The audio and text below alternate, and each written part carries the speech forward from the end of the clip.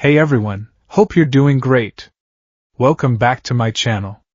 In today's video, we'll dive into what if Naruto was born in a world without chakra. Smash that subscribe button, and be sure to peek at the description below. Let's begin. The air in Konohagakure's military academy grounds tasted of dust, sweat, and the sharp, metallic tang of recently polished steel. It was a taste Naruto Uzumaki had come to associate with home. He pumped his legs, each stride a jarring impact against the hard-packed earth of the training track. His lungs burned, a controlled fire he had learned to feed, not extinguish. His bright orange training fatigues, a hand-me-down that was a size too big, were plastered to his skin with a sheen of perspiration. Ahead of him, a pack of his classmates ran, their formations tighter, their breathing more controlled. In the lead, as always, was Sasuke Uchiha, a fluid shadow of dark blue and stark white, his movements economical and infuriatingly perfect. "Last lap!" bellowed a thick-necked instructor, his voice like grinding stones. "Don't let up! A tired shinobi is a dead shinobi!" Naruto grit his teeth, forcing more air into his protesting lungs. He wasn't the fastest. He wasn't the most graceful. But no one, had more stamina. While others started to flag, their perfect forms breaking down, Naruto found a new gear. He was a badly tuned engine that roared instead of purred, inefficient but impossibly powerful. He pushed past the wheezing Choji, who looked about ready to collapse. He drew level with a grim-faced Shino, whose high-collared jacket seemed to absorb the sun without a hint of discomfort. His eyes were locked on Sasuke's back. That was the goal. Always the goal. To close the gap, to prove he wasn't just the class clown, the dead last, the other thing. "Come on, Naruto! You're just a blur of orange failure back there!" Kiba Inuzuka shouted over his shoulder, his canine companion, Akamaru, yapping in agreement from his perch atop his head. A fire ignited in Naruto's gut. "Shut up, Kiba! I'm gonna leave you and your flea-bitten mutt in the dust! Believe it!" He surged forward, his form sloppy, arms pumping wildly, but the sheer force of will propelled him. The gap between him and Kiba closed. The gap between him and Sasuke remained. It was like trying to catch his own shadow. With a final, desperate burst of energy, he threw himself over the finish line, collapsing in a heap of tangled limbs and heaving breaths. Just a half-second after Sasuke had crossed it with a cool, composed stride, Naruto lay on his back, staring up at the impassive blue sky, the cheers and groans of his classmates fading into a dull hum. He could feel the familiar sting of disappointment, a bitter counterpoint to the coppery taste of exertion in his mouth. He had given it everything, and it still wasn't enough. "Impressive endurance, Naruto," a calm voice said. Naruto craned his neck to see Iruka Yamano, their primary instructor, standing over him. Unlike the other drill sergeants, Iruka's eyes held a gentle warmth. A long, horizontal scar bisected the bridge of his nose, a permanent reminder that the life of a shinobi, even a kind-hearted one, was etched in violence. "Not enough," Naruto gasped, pushing himself into a sitting position. "Sasuke didn't even break a sweat." "Sasuke's talents lie in precision and efficiency," Iruka said, offering a hand. Naruto took it, and Iruka hauled him to his feet with surprising strength. "Yours lie in resilience and unpredictability. Both are valuable assets in the field. But neither will matter if you can't master the fundamentals." Iruka gestured for the class to gather. They filed into a large, open-air dojo, the wooden floors worn smooth by generations of training. The walls were lined with racks of weapons, perfectly balanced kunai, gleaming shuriken, short swords, staves, and more complex items, disassembled clockwork grappling launchers and the inert casings of smoke bombs. This was the reality of the shinobi. There was no mystical energy, no conjured flames or bolts of lightning. Their power came from the body and the mind, honed to a razor's edge. A shinobi was an artisan of espionage, a master of sabotage, a phantom who could slit a throat and vanish before the body hit the floor. Their tools were steel, gunpowder, chemical agents, and the intricate web of intelligence they wove across the continent. Konohagakure, the village hidden in the leaves, was the greatest of the shinobi city-states, a fortress nestled in a vast forest, its borders protected by towering walls and keen-eyed sentries. Its heart was the Hokage mountain, where the faces of its 4 great leaders were carved into the granite. They weren't mythic sages. They were the generals, the strategists and warriors who had forged a nation through will and bloodshed. The first, a master of logistics and fortification. The second, the founder of the academy and the village's intelligence network. The third, the professor, a living encyclopedia of combat and tactical theory. And the fourth, a golden-haired hero who had saved them all. "All right, settle down," Iruka commanded, his voice echoing in the dojo. "Physical conditioning is only one pillar of our art. A strong body is useless without a sharp mind to guide it. Today's lesson, infiltration and counterintelligence. The bedrock of our superiority over the likes of IWA and Kumo." He unrolled a large map on the wall, a detailed blueprint of a fortified enemy compound. "Your target is the commander's office. You need to retrieve a document and escape unseen. You have multiple points of entry, guard patrols on staggered schedules, and a series of known traps." "Sakura, what's the first step?" Sakura Haruno, her pink hair a stark contrast to her serious demeanor, stood ramrod straight. "Analysis, sensei. We study the blueprints, memorize the patrol routes, and identify the path of least resistance. We calculate the optimal window for entry based on guard rotations and potential blind spots in their surveillance." "Excellent," Iruka nodded. "Sasuke, what if the intel is bad? What if the patrol routes have changed?" Sasuke's voice was low and clipped. "Adapt. Observe the target in real time. Find a new pattern. If there is no pattern, create a diversion to force one. An attack on the opposite side of the compound will draw guards, creating an opening elsewhere." "Precisely. A shinobi does not rely on a single plan. A shinobi has a plan, a backup plan, and a contingency for when both of those go up in flames." Iruka's eyes found Naruto. "Naruto. What if you're cornered? No exit, enemy closing in." Naruto grinned, puffing out his chest. "I'd fight my way out. Take 'em all on and show 'em what a Konoha shinobi is made of." A few students snickered. Sasuke let out a barely audible scoff.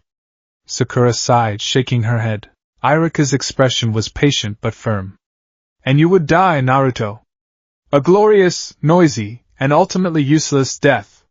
The mission would fail. The intelligence you carried would be lost. The correct answer is, you don't get cornered. You use the environment. A smoke bomb for cover. A pre-planned escape route through a floorboard or a ventilation shaft. You become a ghost. A shinobi's greatest victory is the one the enemy never even knew was fought." Naruto's grin faltered.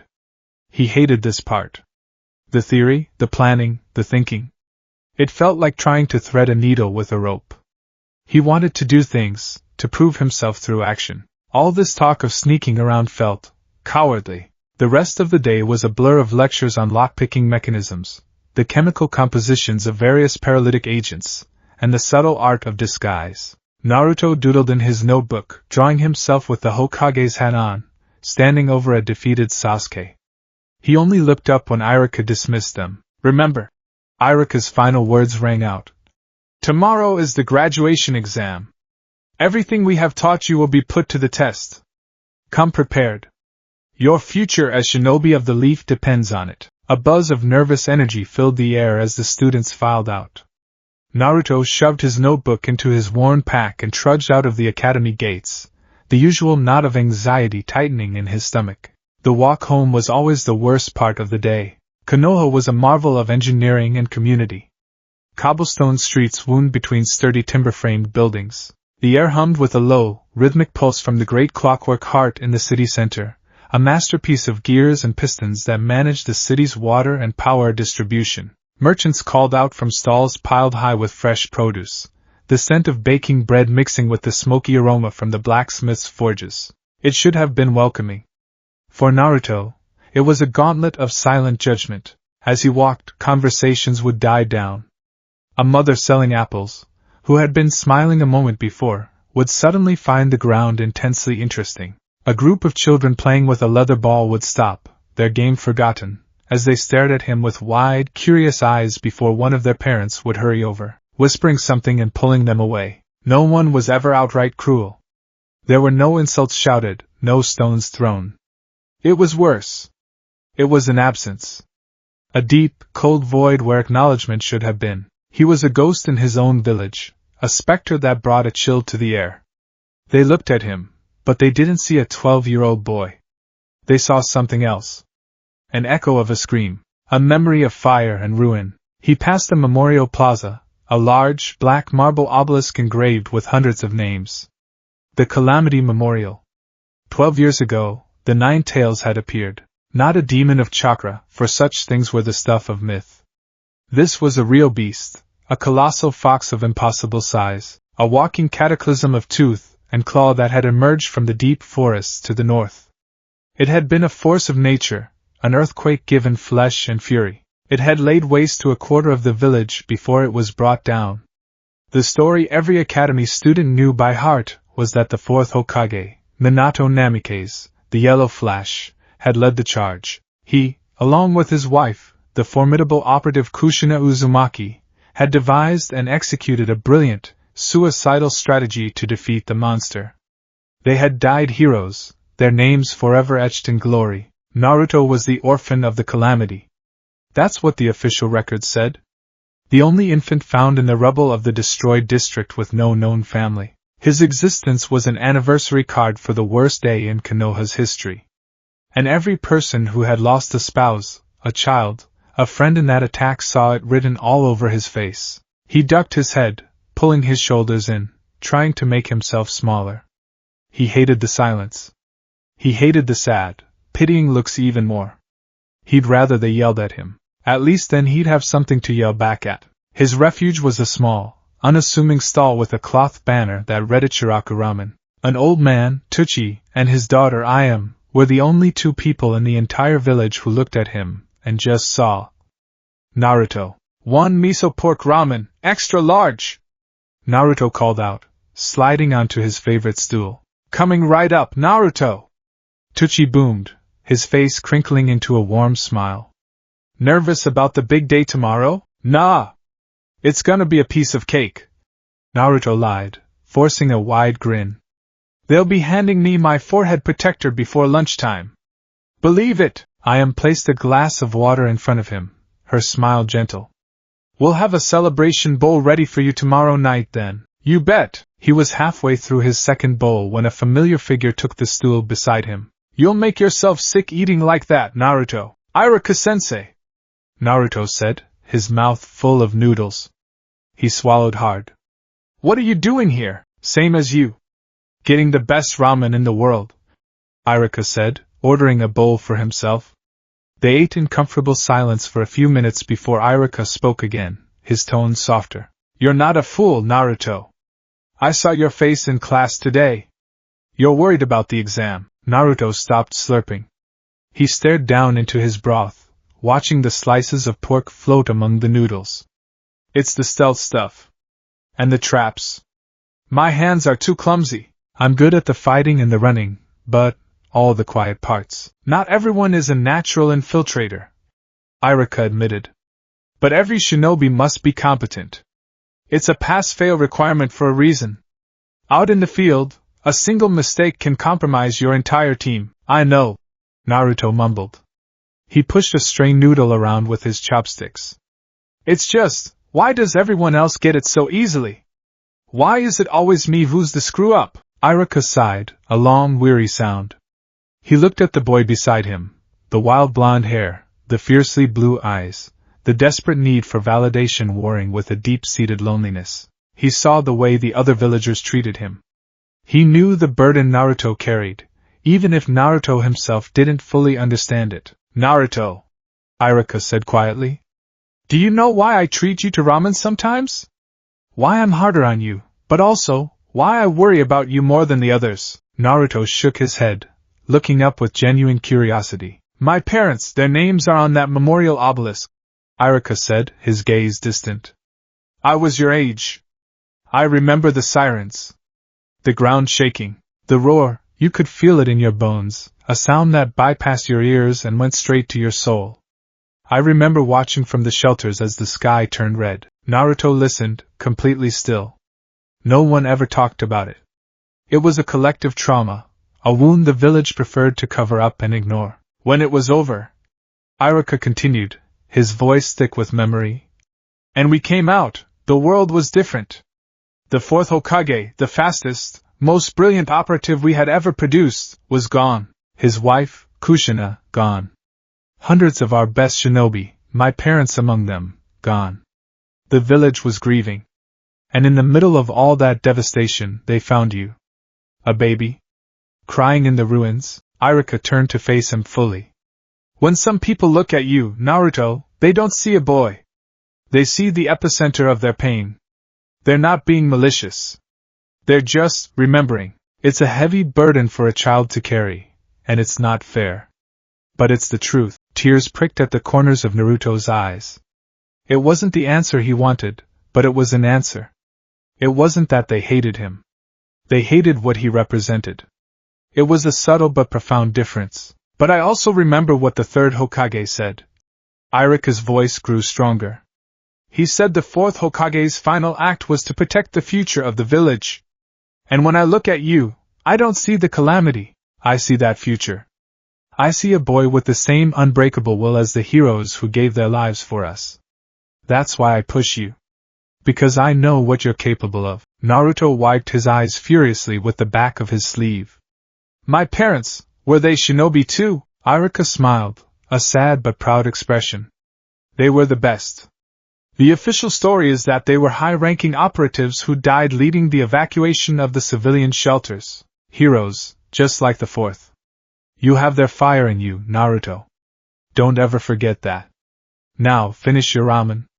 You need your strength for tomorrow. Naruto nodded, a new, fragile spark of determination kindling in his chest. For the first time, he felt a connection to the parents he'd never known. He wasn't just an orphan.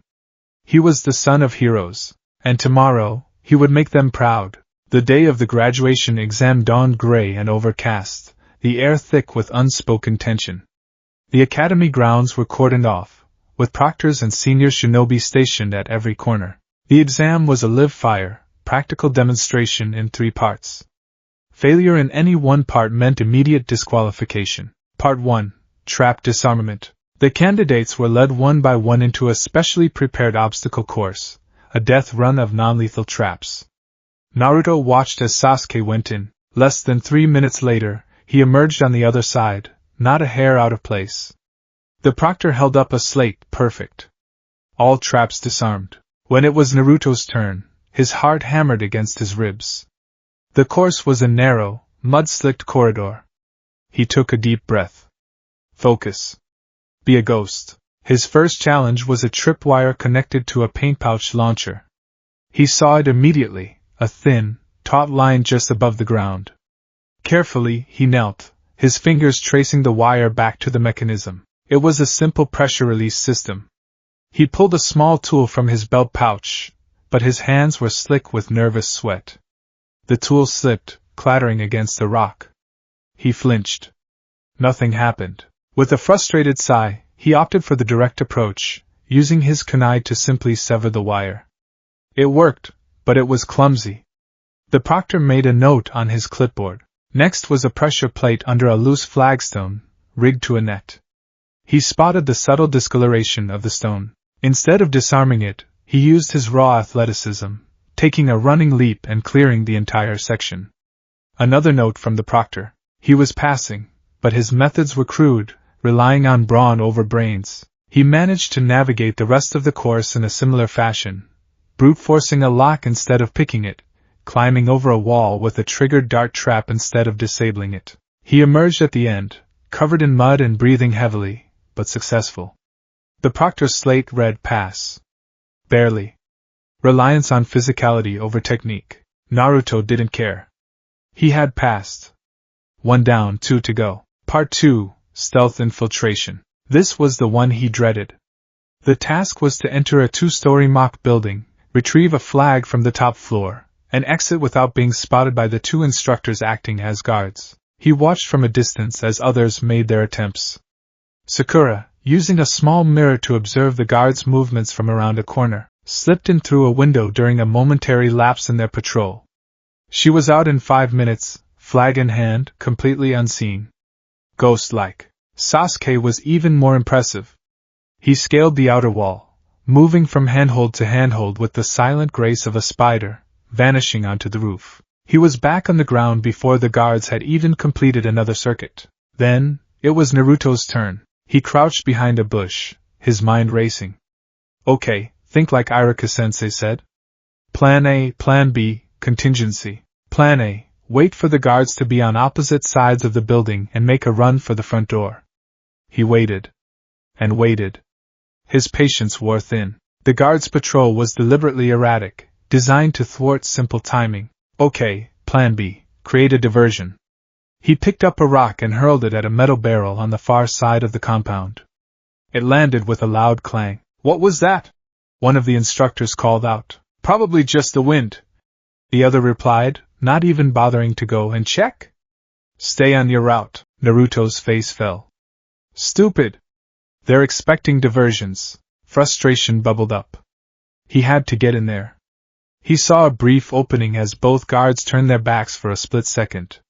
This was it. No more thinking. Time for action. He burst from the bushes, sprinting across the open ground. His footsteps, loud and heavy, crunched on the gravel. Contact! One guard yelled. So much for stealth, Naruto thought grimly. He didn't slow down. He burst through the front door, slamming it open. Inside, it was a maze of rooms. He could hear the instructor's heavy boots pounding on the gravel outside. He had to be fast. He scrambled up the stairs, taking them two at a time. He found the room with the flag, snatched it from its stand, and turned to flee. The instructors were already coming up the stairs. Contingency. His mind screamed. Use the environment. He looked around wildly. A window. He ran to it and threw it open. It was a 2-story drop. He could make it. He clambered onto the sill, flag clenched in his teeth, and prepared to jump. Just as he leaped, his foot caught on the hem of a curtain. His trajectory was thrown off. Instead of landing in a controlled roll, he landed awkwardly, crashing through the canvas roof of a supply tent below with a loud RIP followed by a cacophony of crashing pots and pans. A moment later, a flare shot up from the tent, bathing the area in a harsh, unforgiving red light. The signal for catastrophic failure. Naruto lay in a tangled mess of canvas and bent cookware, the red flag draped over his face like a shroud of shame. He could hear the laughter of some of his classmates. He heard Kiba's distinct cackle. He felt 100 pairs of eyes on him. The proctor walked over, looked down at the wreckage, and calmly wrote on his slate before holding it up for all to see, fail. Spectacularly, the third part of the exam, the one-on-one sparring, didn't matter for him. He was already out. He was the only one. The only student in his entire class to fail the graduation exam. He spent the rest of the afternoon on the lone swing set under the big tree outside the academy, the same swing he always sat on when the world felt too heavy. He watched as proud parents greeted their children, now official genin of the leaf, their new forehead protectors glinting in the weak afternoon sun. Iruka was there, congratulating Sasuke, Sakura, and the others, but he kept glancing over at Naruto, his face a mixture of disappointment and pity. That was the worst part. The pity. The sun began to set, casting long shadows across the deserted academy grounds. Naruto was alone, the weight of his failure a physical thing, pressing down on his shoulders. The son of heroes. What a joke. He couldn't even pass a simple stealth test. Tough break. Naruto looked up. Mizuki-sensei stood before him, a sympathetic smile on his face. Mizuki was the other main instructor, with long, silvery hair tied back in a ponytail. He was popular with the students, always quicker with a joke than Iruka was. What do you want? Naruto mumbled, not looking at him. I saw what happened. You have all the raw talent in the world, Naruto, but the academy's rigid structure doesn't suit you, Mizuki said, sitting on the swing next to him. Some of the greatest shinobi in history wouldn't have passed the test like that. Naruto's head snapped up. Really? Of course, Mizuki said smoothly. Even the fourth Hokage was known for his unorthodox methods. He valued guts and determination above all else. He saw the spirit of a shinobi, not just their test scores. The mention of the fourth Hokage was like a key turning in a lock. Naruto leaned forward, hanging on every word. I'm going to tell you something, Naruto, because I see that same spirit in you. The same fire. I think Iruka is blind to it. He's too by the book. Mizuki leaned in closer, his voice dropping to a conspiratorial whisper. There is another way. A secret graduation exam. Naruto's eyes widened. A secret exam? That's right. It's a test designed for shinobi who think outside the box. A test of true grit. It's only offered to one student each year, the one with the most potential who, for whatever reason, fails the conventional test. Mizuki's smile was encouraging, almost fatherly. Tonight you have a chance to prove to everyone, especially Iruka, that they were wrong about you. Naruto was on his feet now, his earlier despair forgotten, replaced by a frantic, desperate hope. What is it? What do I have to do? I'll do anything. Mizuki's eyes glinted. It's an infiltration mission. A real one. You need to retrieve an item from the Hokage's tower. A large scroll known as the Scroll of Seals. Naruto's jaw dropped. The Hokage's tower? But that's impossible. It's the most heavily guarded place in the village, is it? Mizuki challenged, a sly look on his face. Or is that just what they want you to think? The mission is to acquire the scroll and learn one of the techniques within it. If you can do that and bring it to the designated meeting point, I will personally pass you. You'll be a genin by sunrise. Doubt warred with desire in Naruto's mind. Stealing from the Hokage? It felt wrong. It felt deeply, fundamentally wrong. But the alternative, another year of being the dead last, the failure, the lonely boy on the swing, it was unbearable. This was his chance. A chance to prove he was worthy of the title of shinobi. A chance to be like the fourth Hokage. He remembered Iruka's words. You have their fire in you.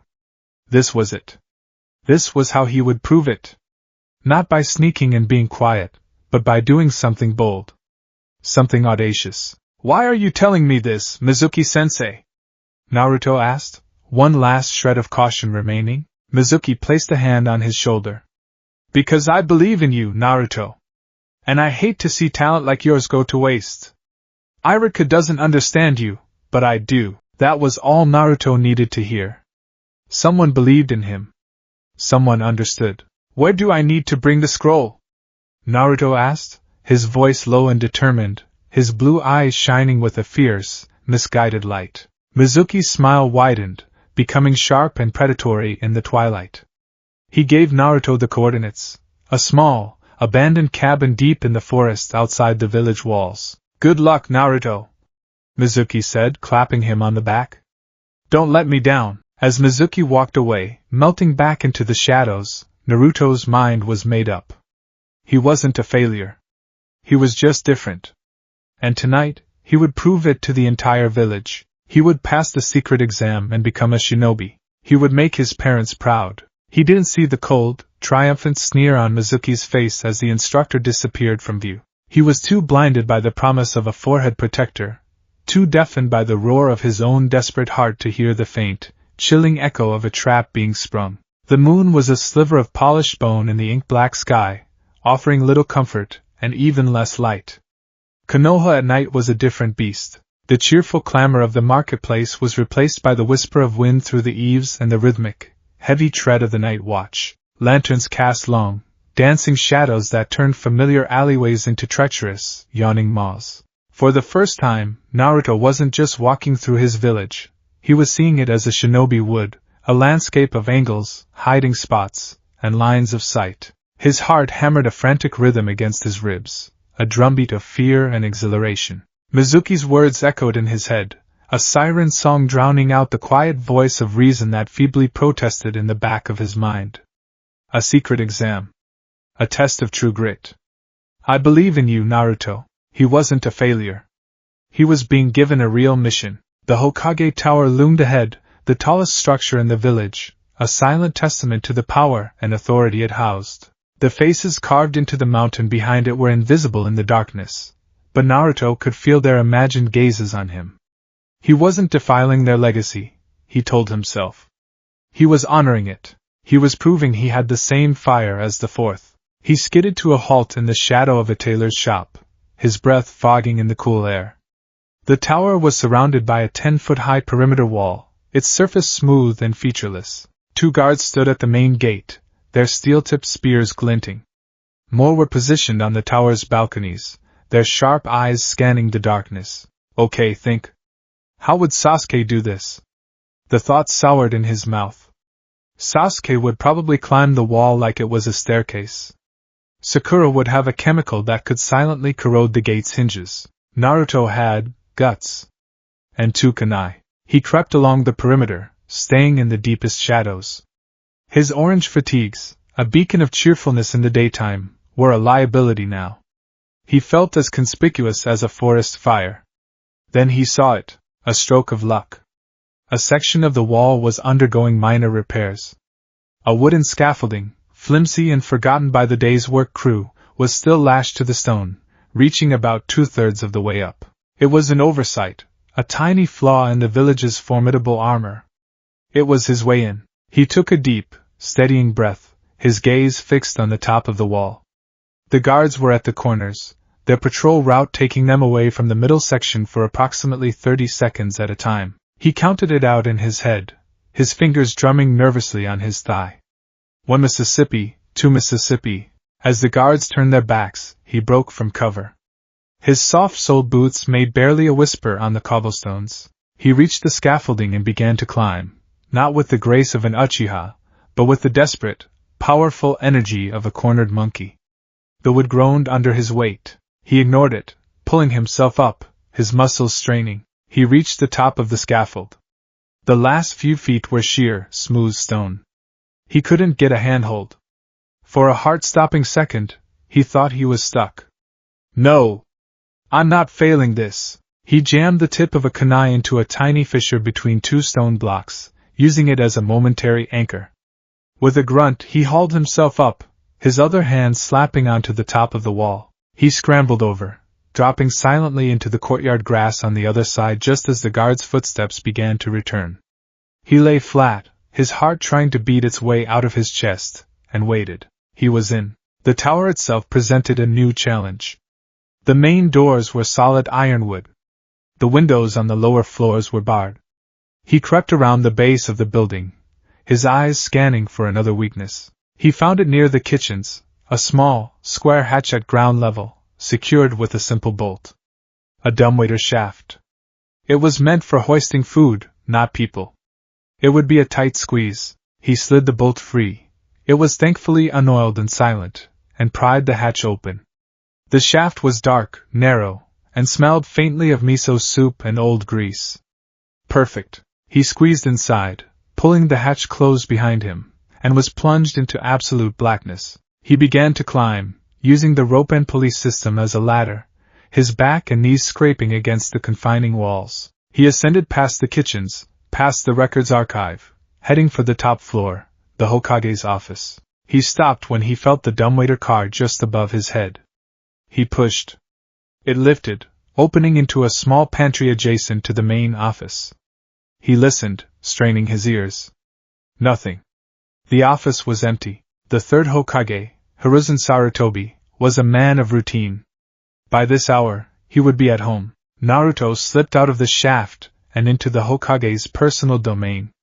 The room was circular, lined with shelves groaning under the weight of thousands of scrolls. A large mahogany desk sat in the center, papers stacked neatly on its surface. Through the large window behind it, the entire village spread out like a blanket of sleeping lights. For a moment, Naruto was mesmerized by the view. This was what the Hokage saw every day. This was what he was charged to protect.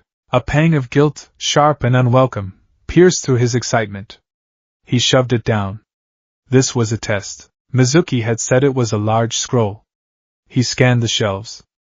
Most were standard-sized scrolls, neatly categorized. But in a reinforced alcove, behind a pane of thick, leaded glass, was a single, colossal scroll.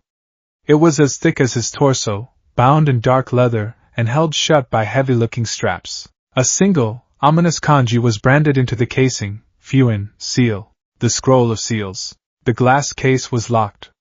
It wasn't a simple lock. It was a complex tumbler mechanism from the land of iron, renowned for being unpickable. Naruto stared at it, his stomach sinking. This was it, the end of the line. He'd come all this way only to be stopped by a fancy lock. He ran a hand through his hair in frustration, his eyes darting around the room, searching for a key, a hidden lever, anything. His gaze fell upon the Hokage's desk. Sitting next to the inkwell was a small, ornate wooden frog. It was a paperweight, nothing more.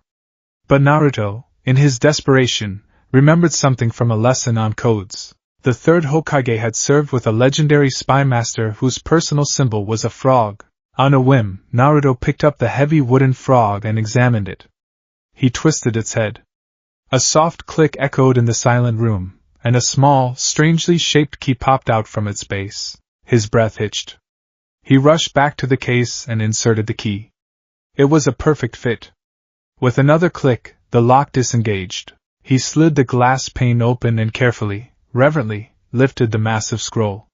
It was heavier than he expected, an immense weight of history and secrets. He heaved it onto his back, using a strap to secure it, and felt a thrill of victory. He'd done it. He had the scroll. Now to get out and learn a technique. He retraced his steps, his movements hampered by the bulky scroll. He slipped back into the dumbwaiter, descended to the ground floor, and crept out into the courtyard. Getting out of the compound proved easier than getting in. He used his remaining kunai, attached to a spool of wire from his basic gear pouch, to create a makeshift grappling hook, snagging it on the branch of a tree just outside the wall. With the scroll thumping against his back, he half climbed, half walked his way up the stone and swung over, landing with a jarring thud in the street outside. He didn't wait around. He broke into a run, melting into the labyrinthine alleys of Konoha and heading for the forest, the designated meeting point heavy on his mind and the scroll of seals even heavier on his back. The forest was alive with the nocturnal sounds of crickets and rustling leaves. Naruto found the abandoned cabin Mizuki had described, a dilapidated shack leaning tiredly against a large oak tree. He slipped inside, the air thick with the smell of damp wood and decay. A single candle on a crate provided a flickering, inadequate light. With a grunt of effort, he slid the heavy scroll off his back and onto the dusty floor. His hands trembled as he undid the leather straps. This was it. The final part of the test. Learn one technique. The scroll rolled open with a sound like dry thunder. Naruto stared, his brow furrowed in confusion. He had expected diagrams of fighting stances, instructions for incredible feats of acrobatics, or maybe even the legendary sword styles of the Uchiha. This was just words. Endless columns of dense, tiny script, interspersed with complex chemical diagrams, astronomical charts, and what looked like blueprints for strange, intricate machines. There were maps of foreign lands with red circles and lines crisscrossing them. There were long lists of names, some of which he vaguely recognized as merchants or diplomats from other villages, followed by cryptic notes and payment schedules. He unrolled more of it. One section was titled, Project Chimera, Bioenhancement Field Trials. It was filled with terrifyingly clinical descriptions of experiments, detailing physiological changes in subjects, increases in strength and speed, and a horrifyingly high mortality rate. The author's signature at the bottom was a stylized snake. Further on, he found it, the blueprint from the outline. Karasa Type 3 Rapid-Fire Crossbow. It was a marvel of engineering, a design that used a complex clockwork autoloader powered by tightly wound springs to fire a magazine of 10 small bolts in under 3 seconds. It was a weapon that could change the face of warfare. Another section was dedicated to Konoha's espionage network.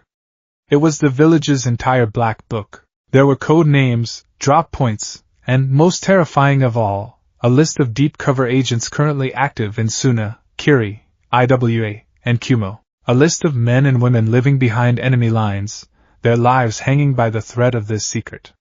If this scroll fell into the wrong hands, Naruto felt a cold dread begin to seep into his bones. This wasn't a collection of cool techniques. This was the village's soul, laid bare and vulnerable. This was every secret, every dirty trick, every hard-won advantage Konoha possessed. Stealing this wasn't a test. This was treason. Mizuki-sensei, he said it was a test. The lie was starting to unravel, the beautiful promise turning ugly and rotten in the candlelight. Naruto! Naruto jumped, spinning around as the cabin door creaked open. Iruka stood there, his face pale and grim in the flickering light, his chest heaving as if he'd run the whole way from the village. His eyes, usually so warm, were filled with a terrible, consuming disappointment. "What have you done?" Iruka's voice was a strained whisper. Naruto scrambled to his feet, instinctively moving to stand between Iruka and the scroll. "Iruka-sensei. It's okay. It's the secret graduation exam," he blurted out, his voice cracking. "Mizuki-sensei told me about it. I just have to learn one technique, and then he'll pass me." Iruka stared at him, and for a moment, Naruto saw a flicker of hope in his teacher's eyes, the hope that this was all just a massive misunderstanding. Then, the hope died, replaced by a dreadful certainty. "Mizuki told you to do this?" Iruka asked slowly, his voice dangerously quiet. "Yeah. He said you were too by the book to understand, that I had the spirit of a true shinobi," Naruto said, his desperation making him sound shrill. "See? I got the scroll and everything." Iruka took a step into the cabin, his eyes falling on the vast, exposed secrets unfurled on the floor. His face went ashen. "Naruto, there is no secret exam." The words hit Naruto like a physical blow. "What? No. You're lying.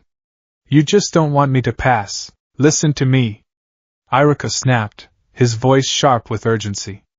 "That scroll contains our village's most vital intelligence. It holds the names of our undercover agents, our weapon designs, our entire defensive strategy.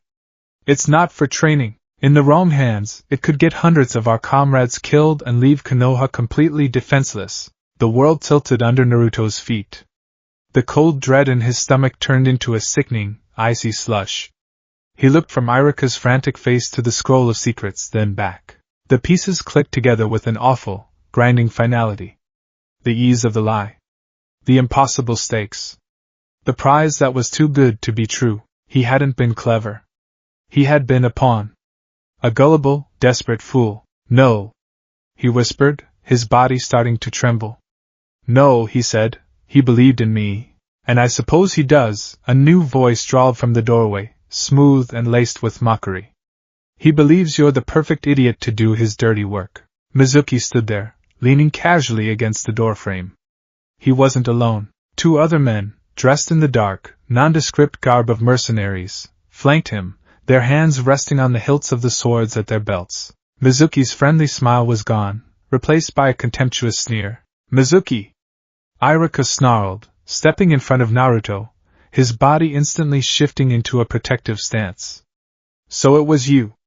Traitor." "Traitor is such an ugly word," Mizuki said with a theatrical sigh. "I prefer pragmatist. The land of sound pays much better than Konoha, and they have a far more progressive view of a shinobi's potential. All I had to do was deliver this little treasure." He gestured to the scroll with his chin. "And all it cost was feeding a lonely little orphan's delusions. It was almost too easy." He looked directly at Naruto, his eyes glinting with malice. "Did you really think there was a secret test just for you? The dead last? The village pariah? You're a bigger moron than I thought." "Shut up, Mizuki!" Iruka shouted. "Don't you talk to him like that." "Why not? Shouldn't he know the truth?" Mizuki pushed off the doorframe, taking a slow, menacing step forward. "You've all been lying to him his whole life, haven't you, Iruka? With your gentle words and your pity ramen. You never told him the real reason everyone hates his guts." Naruto flinched as if struck. What are you talking about?" he stammered, his voice barely a whisper. He looked at Iruka, whose face was a mask of fury and fear. "There was a law put in place by the 3rd Hokage," Mizuki said, savoring each word like a fine wine. "A decree that no one could ever speak of the truth of that night 12 years ago. The truth about you." "Mizuki, don't!" Iruka pleaded, his voice raw. "You know about the Nine-Tails calamity, don't you, Naruto?" Mizuki continued, ignoring Iruka. "The big, bad monster that the 4th Hokage heroically defeated? That's the bedtime story. But they left out the most important detail." Mizuki pointed a finger directly at Naruto's chest. You're the detail. Naruto shook his head, a wave of nausea rolling over him. I don't understand. Mizuki's voice dropped, becoming venomous and cruel. You're not a demon, Naruto. You're not possessed. That would be too simple. You're something much worse. You are a monument. You are the living, breathing reminder of the day our world burned. The orphan of the calamity. Every time anyone in this village looks at you, at your stupid, grinning face and your obnoxious orange jumpsuit, they don't see a boy. They see the fires. They hear the screams. They see the empty seat at their dinner table where a husband, a wife, or a child should be. The air left Naruto's lungs. The cabin, the world, everything went silent except for the blood rushing in his ears. Mizuki's words were poison darts, each one finding its mark in the deepest, most insecure parts of his soul. The averted gazes. The whispers that stopped when he drew near. The loneliness that had been his constant companion. It all made a horrible, crushing sense. Iruka's parents died that night, Mizuki sneered, twisting the final knife. He hates you just as much as everyone else. He just hides it better. That's not true. Iruka roared, his composure finally breaking. He launched himself at Mizuki, a kunai flashing in his hand, but Mizuki was ready. He ducked under the attack and kicked out, sending Iruka stumbling back. The two mercenaries drew their swords and moved to flank Iruka. Give me the scroll, Naruto, Mizuki commanded, his eyes cold and hard. And maybe I'll give you a quick death. Naruto was frozen. His mind was a maelstrom of shock, grief, and a white-hot rage that was starting to burn through the numbness. Iruka hated him? The one person who had shown him kindness, was it all a lie? As Mizuki advanced, he pulled a large, four-bladed shuriken from his back. A Fuma shuriken. Last chance, demon brat. He hurled it not at Naruto, but at the stunned Iruka. Time seemed to slow down. Naruto saw the massive weapon spinning through the air. He saw Iruka's eyes widen, knowing he couldn't dodge in time. And in that split second, something inside Naruto snapped. The years of loneliness, the sting of every cold shoulder, the crushing weight of Mizuki's revelation, it all coalesced into a single, pure, explosive emotion. Rage. But before he could even move, Iruka did something that shattered Mizuki's final lie. He threw himself in front of Naruto. The Fuma shuriken slammed into Iruka's back with a sickening thud. Iruka cried out, a sharp gasp of agony, and collapsed, pinning Naruto beneath him. The impact drove the air from Naruto's lungs, his face pressed into the dusty floor. Iruka-sensei! He screamed, his voice muffled. Heh! Fool, Mizuki scoffed. Dying for the creature that orphaned you. How poetic. Warm blood began to seep through Iruka's flak jacket, soaking Naruto's shoulder. Iruka was trembling, but he pushed himself up slightly, his face contorted in pain. Don't you dare call him a creature, Iruka gasped, his voice raspy. Naruto is not a monument to our failure. He's a member of Konohagakure. He's Naruto Uzumaki. In that moment, Naruto knew. He knew that Iruka's kindness wasn't a lie. It was real. This sacrifice was real. And the man who had caused it was standing right there, laughing. A primal roar tore its way from Naruto's throat. He shoved a stunned and wounded Iruka aside and scrambled backwards, grabbing the massive scroll of seals and hoisting it onto his back. Running away? Good choice. Mizuki taunted. But Naruto wasn't running away. He was disappearing. With an explosive burst of speed he didn't know he possessed, he dove headfirst through the cabin's rotten back wall, exploding out into the dark forest in a shower of splintered wood. After him! Mizuki bellowed. Don't let him get away with the scroll! The two mercenaries plunged into the forest after him. Naruto ran, his lungs burning, tears of rage and sorrow streaming from his eyes. He wasn't thinking. He was pure instinct. The forest was dark, tangled, and confusing, and right now, it was his only ally. He could hear them behind him, their footsteps more practiced, more measured than his. They were gaining. He ducked behind a thick tree, his back pressed against the rough bark, his breath coming in ragged sobs. He had to do something. Use the environment, Irika's voice echoed in his memory. Become a ghost. He looked down at his hands, then at the forest around him. Vines, rocks, shadows. Weapons. One of the mercenaries came crashing through the undergrowth, his sword held ready. Found you, brat. Before the man could react, Naruto, who had scrambled up into the low-hanging branches of the tree, dropped down on him like a stone. He didn't use a kunai. He slammed his entire body weight into the man, driving him face-first into the dirt. The mercenary grunted as his head connected with the root, and then lay still. One down. Kaito, report. The second mercenary called out from a distance. Naruto didn't wait. He snatched the man's sword. It was heavy and awkward in his hand, and melted back into the darkness. He moved in a wide circle, his mind working faster than it ever had in a classroom. He found a thick, low-hanging vine and, using the stolen sword, hacked it free. He tied it into a crude slipknot, and anchored it to a tree, stretching the vine across the path he expected the second man to take.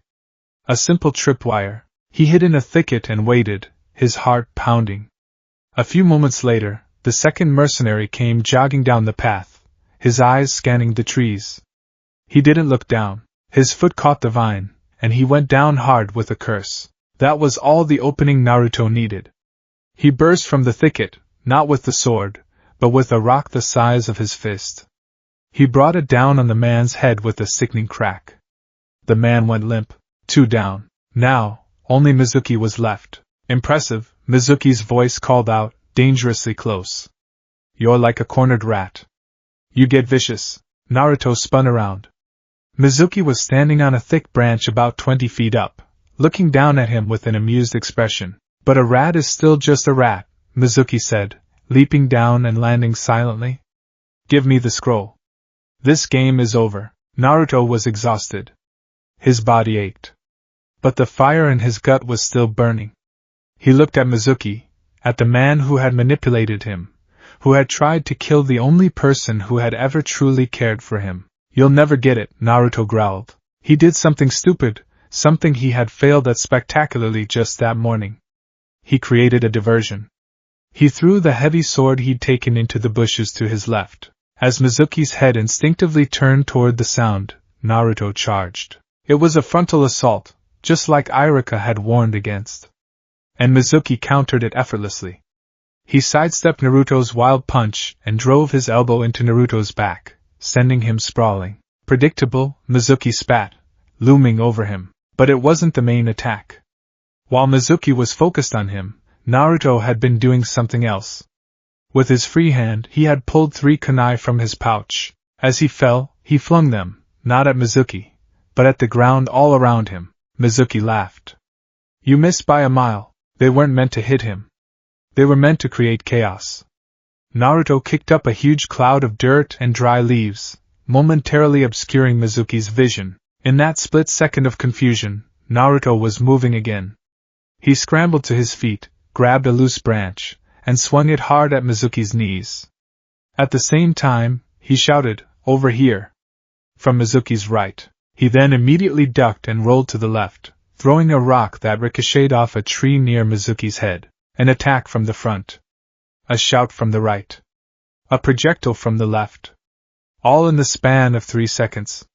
For a dizzying moment, it was as if there were 3 Narutos attacking at once. A trio of shadow clones, born not of magic, but of pure, chaotic, desperate ingenuity. Mizuki, disoriented and confused, stumbled back, swatting at the air. What trickery is this? It was the only opening Naruto would get. He surged forward, under Mizuki's guard, and headbutted him square in the stomach with all his might. The air rushed out of Mizuki's lungs in a surprised whoosh. As the older shinobi doubled over, gasping, Naruto brought his fists together and slammed them down on the back of Mizuki's neck. Mizuki collapsed like a puppet with its strings cut, unconscious before he hit the ground. Silence descended upon the forest, broken only by Naruto's ragged, heaving breaths. He had done it. He had won. He stood there, trembling, a 12-year-old boy surrounded by the bodies of 3 defeated shinobi, the massive scroll still strapped to his back. He stumbled back to the cabin. Irika was still there, leaning against the wall, conscious but bleeding. He had used a strip of his own shirt to try and staunch the wound. Naruto. Iruka breathed, his eyes wide with disbelief. You defeated them? Naruto just nodded, too exhausted to speak. He dropped the scroll and collapsed to his knees in front of his teacher. The adrenaline was gone, leaving only a deep, aching void. He started to cry, not loud, angry sobs, but quiet, heartbroken tears. It's true, isn't it? He whispered, his voice hoarse. What he said? About why everyone, why they all. Iruka reached out with a trembling hand and placed it on Naruto's head, his fingers tangling in the boy's messy blonde hair. Some of what he said was true, Iruka said, his voice soft but firm. People do see the calamity when they look at you. They remember their pain. That's their weakness, Naruto. Not yours. He looked Naruto directly in the eye, his gaze unwavering. But he was wrong about the most important part. You are not a monument to failure. You are living proof of this village's will to survive. You endured all that loneliness, all that pain, and you never broke. You never became what they feared. And tonight you risked your life to protect this village and to protect me, even after you thought I hated you. A single tear rolled down Iruka's scarred cheek. You're not a creature. You're a hero. Iruka's words were a balm on Naruto's wounded soul, washing away the poison Mizuki had poured into him. With a pained grunt, Iruka reached up and untied the forehead protector from his own head. It was scratched and worn from years of service. It was Iruka's pride. Close your eyes, Naruto, he said gently. Naruto obeyed, feeling the cool metal press against his forehead. Iruka tied the dark blue cloth snugly around his head. Open them. Naruto slowly opened his eyes. He reached up and touched the metal plate, his fingers tracing the engraved leaf symbol. It was real. Congratulations, Naruto, Iruka said, a weak but genuine smile gracing his lips. You've proven you have the will to protect this village and its people. You've passed. He leaned back, his strength finally giving out. Welcome to the ranks, Shinobi of Konoha. The week following Naruto's unconventional graduation was a strange limbo. He wore his new forehead protector everywhere. He slept in it. He polished the metal plate with the sleeve of his jacket until it shone, a constant, tangible proof that he wasn't a failure. The villagers' stares hadn't vanished, but something in them had shifted. The pity was still there, but it was now mixed with a grudging curiosity, a flicker of confusion. The boy who was the village's painful memory had, according to the rumors swirling out from the Hokage's tower, thwarted a high-level traitor and saved the village's most valuable intelligence asset. He was a walking contradiction, and Konoha didn't know what to make of him. Naruto didn't care. He was a shinobi. Today was the day. The newly minted genin were gathered back in their old academy classroom, the air thick with anticipation.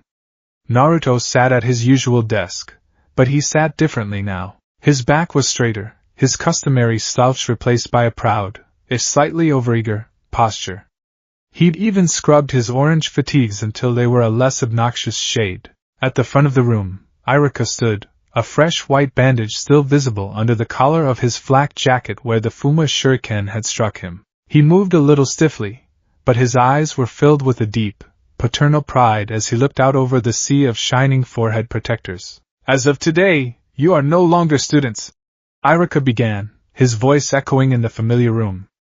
You are genin of Konohagakure, frontline operatives and the first line of defense for our home. You will be sorted into 3-person cells under the command of a jonin, a senior operative. This team will become your new family. Your lives will depend on one another. The strength of the leaf is not in its individual soldiers, but in the unbreakable bonds of its teams. Naruto's leg bounced with nervous energy. He glanced at Sakura, who was pointedly trying to catch Sasuke's eye. Sasuke, for his part, was staring out the window, his expression a familiar mask of bored indifference, as if Iruka's grand speech was nothing more than background noise. Please, please, please, Naruto chanted in his head. Let me be with Sakura. And it would be cool to be with Sasuke too. Just to show him I'm not a loser anymore. Team 10, Iruka called out. Ino Yamanaka, Shikamaru Nara, Choji Akimichi. Your jonin leader will be Asuma Sarutobi. Shikamaru let out a long, drawn-out groan. What a drag, Team 8. Hinata Hyuga, Kiba Inazuka, Shino Abirame. Your Jonin leader will be Kurinai Yehi. Kiba threw a fist in the air. All right. Akamaru, you hear that? We're in business! He cheered, the small white dog yapping from inside his jacket. The teams were called one by one, until only a few students remained. Naruto's anxiety mounted with each name. Finally, Iruka cleared his throat. Team 7. Naruto Uzumaki. Naruto shot up, a wide grin splitting his face. Yeah! Sakura Haruno. Naruto's cheer became a triumphant whoop. Sakura's head slumped onto her desk with a dramatic, audible thud. I'm doomed. Iruka ignored them both. And Sasuke Uchiha. This time, the reactions reversed. Sakura shot up, a look of pure, unadulterated joy on her face. True love conquers all, she screeched internally, her outward expression a more demure, but no less ecstatic, smile. Naruto's face fell. Of course. He was stuck with the gloomy prodigy who treated him like dirt. Sasuke didn't react at all, save for a brief, almost imperceptible tightening of his jaw. Your Jonin leader. Iruka continued, a small, almost mischievous smile playing on his lips. Will be Kakashi Hatake. A murmur rippled through the remaining students. Kakashi Hatake. The name was a legend in Konoha. An operative spoken of in the same hushed, reverent tones as the Sannin. The man who had reportedly mastered 1,000 different fighting styles. The copycat shinobi. He'll meet you here after lunch. Iruka finished. Dismissed. The classroom emptied out, new teams leaving together to meet their leaders. Asuma Sarutobi, a burly man with a cynical smile and a cigarette dangling from his lips, grunted a greeting to his new charges. Kurinai Yuhi, a striking woman whose piercing red eyes seemed to see right through you, gave teammate a sharp, appraising look that promised no nonsense. And Team 7 waited. Lunchtime came and went. The afternoon sun began its slow descent, casting long shadows into the empty classroom. Sakura paced back and forth, her initial excitement curdling into frustration. Sasuke sat perfectly still, eyes closed, meditating or perhaps just sleeping. Naruto, unable to stay still, balanced a kunai on his finger, then his nose, then his forehead, dropping it with a clatter each time. He's late! Sakura finally fumed, stopping her pacing to glare at the door. What kind of elite jonin shows up hours late to meet his new team? Maybe it's another secret test! Naruto exclaimed, his eyes lighting up. Then his face fell as he remembered the last time he'd fallen for that. Or maybe not. Just as Sakura was about to launch into another tirade, the classroom door slid open. A man with a shock of gravity-defying silver hair leaned against the frame. He was tall and slender, dressed in the standard Konoha flak jacket, but his posture was a lazy, unbothered slouch. A mask covered the lower half of his face, and his forehead protector was tilted down, obscuring his left eye. He held up a hand in a lazy wave. Yo! Naruto and Sakura shot to their feet. You're late! They yelled in unison. The man's visible eye, dark and sleepy, curved into a crescent shape, indicating a smile hidden beneath the mask. Sorry, a black cat crossed my path, so I had to take the long way. Liar! Kakashi Hatake straightened up and ambled into the room, his gaze sweeping over the three of them. He stopped, put a hand to his chin, and let the silence stretch for an uncomfortably long time. My first impression of this group, he said finally, his voice placid. You're all a bunch of idiots. The air went dead. Sakura's jaw dropped.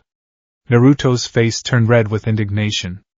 Sasuke's eyes snapped open, a dangerous glint within them. Meet me on the roof in 5 minutes, Kakashi said, and then, in a swirl of leaves that was more a feat of practiced misdirection than any mystical technique, he was gone. On the roof, the wind was stronger. The three genins sat on a concrete step, facing their new sensei, who was perched on the railing, perfectly balanced. All right, let's get acquainted, Kakashi said cheerfully. Why don't you introduce yourselves? You know, your likes, dislikes, hobbies, dreams for the future.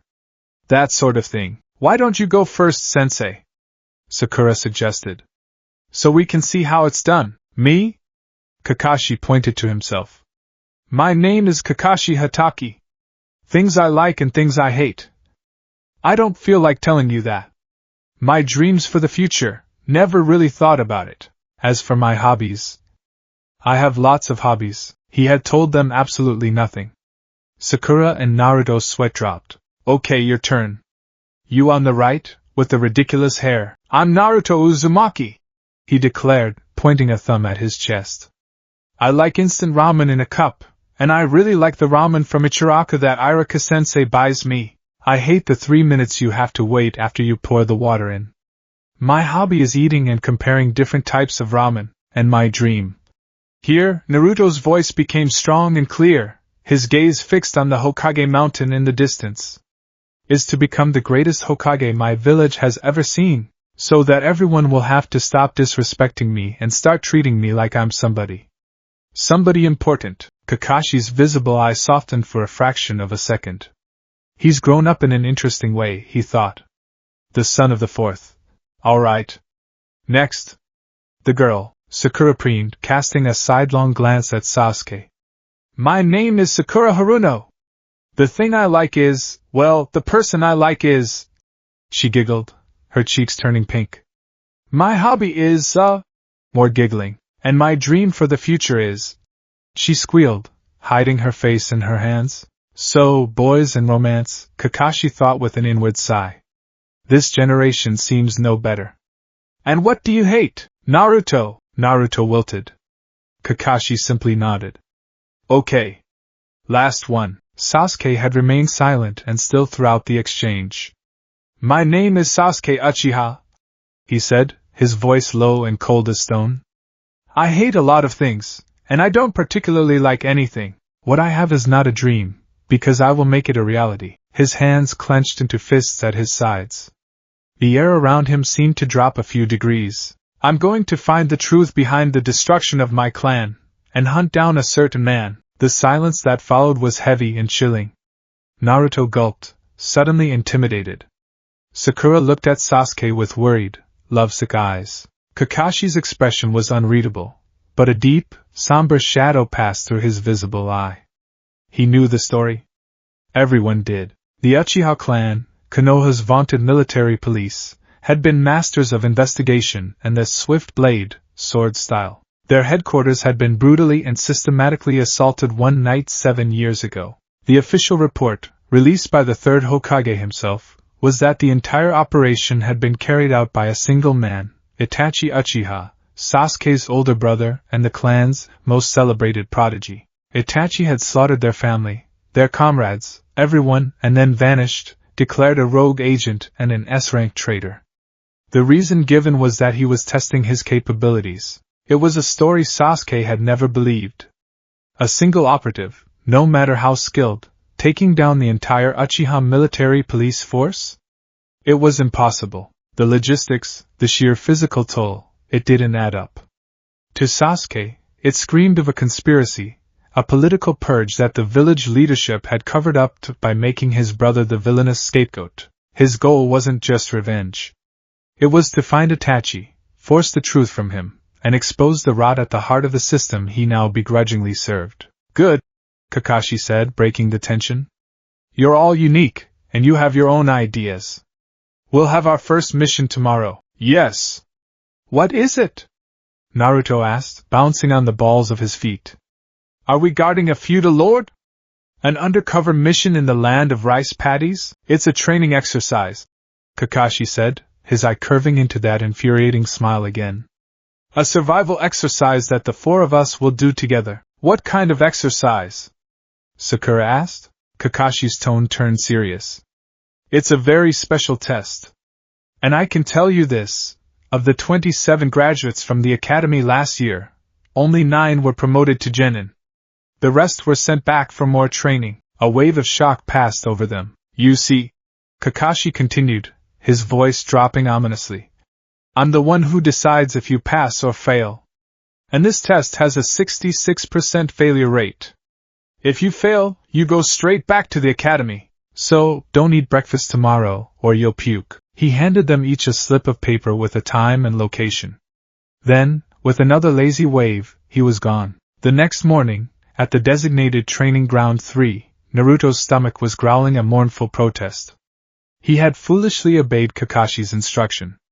Sakura looked pale and nervous. Only Sasuke appeared unaffected, though a faint tension in his shoulders betrayed his own anxiety. They waited. And waited. Hours passed. The sun climbed higher, burning away the morning mist. Finally, just as Naruto was about to start chewing on tree bark, Kakashi appeared, strolling toward them without a care in the world, reading a small, orange-covered book. "You're late!" Naruto and Sakura screamed again. "Morning, everyone," Kakashi said, not looking up from his book. He walked over to a stone monument carved with dozens of names. He spent a long moment there, his head bowed, before turning back to the team. He placed a clockwork timer on one of the 3 large wooden posts that dominated the clearing. "All right, it's set for noon," he said, pocketing his book. From a pouch on his belt, he produced 2 small, silver bells. They tinkled softly in the quiet air. "Your task is simple," Kakashi explained. "You have until this timer goes off to take these bells from me. That's all there is to it. If you can't get them, you get no lunch. You'll be tied to one of those posts, and I'll eat my lunch in front of you." Naruto's stomach let out a pained gurgle.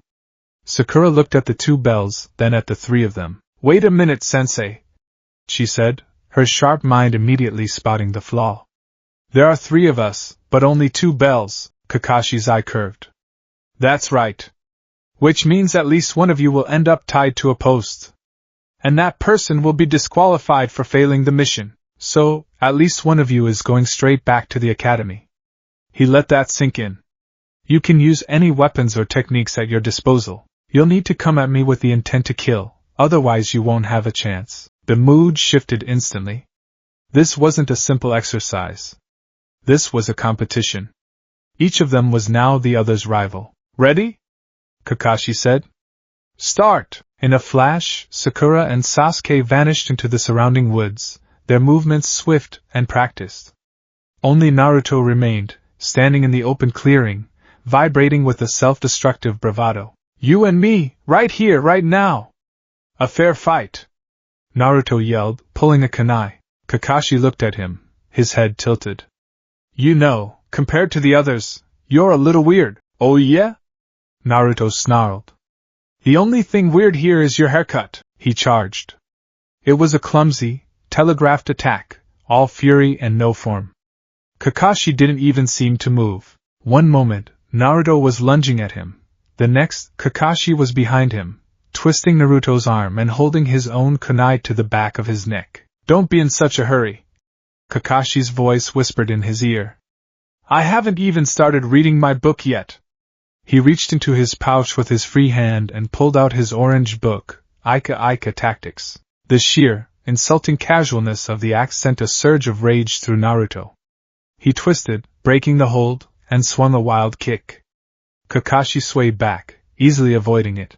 Naruto attacked again and again, a flurry of poorly aimed punches and kicks that Kakashi evaded with minimal effort, his eye never leaving the page of his book. From the bushes, Sasuke watched, his eyes narrowed in calculation. He's a master, no doubt. But he's toying with Naruto. That's an opening. Sasuke performed a rapid series of hand gestures, not mystical signs, but silent, coded signals used by Konoha operatives for covert communication. Diversion. "I'm attacking." He exploded from the trees, a volley of shuriken and kunai flying from his hands. They weren't aimed to kill, but to pin, to restrict movement. Kakashi, without looking up, deflected them all with a single kunai, the metallic ping-ping-ping of steel on steel echoing through the clearing. "A shinobi shouldn't be caught from behind," Kakashi said, his voice bored. But Sasuke was already there, appearing behind Kakashi like a phantom, his short sword, a Uchiha-style tanto, whipping out in a high-speed draw. This was the swift blade style, no wasted motion, every strike precise and disabling. He aimed not for Kakashi's body, but for the bells on his hip. The blade sliced through the air. And stopped. Kakashi had caught the razor-sharp edge between his index and middle fingers. Sasuke's eyes widened in shock.